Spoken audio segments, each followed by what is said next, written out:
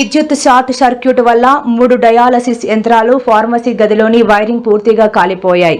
ఆసుపత్రికి ఉన్న 25 kV transformer పై స్థానికులు కూడా ఆధారపడటంతో లోడు పెరిగి వోల్టేజ్ హెచ్చుతగ్గులు ఏర్పడ్డాయి. గురువారం నిలిచిపోయిన చికిత్సను శుక్రవారం అందిస్తామని 43 మంది రోగుల కోసం తగిన ఏర్పాట్లు చేశామని నిర్వాహకులు తెలిపారు.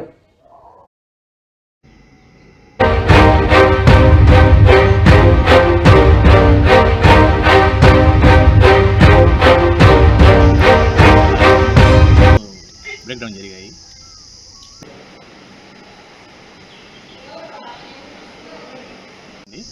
డయాలసిస్ యూనిట్కి ఇన్ఛార్జిని నిన్న పవర్ ఫ్లక్చుయేషన్ వల్ల పవర్ అప్ అండ్ డౌన్ అయింది.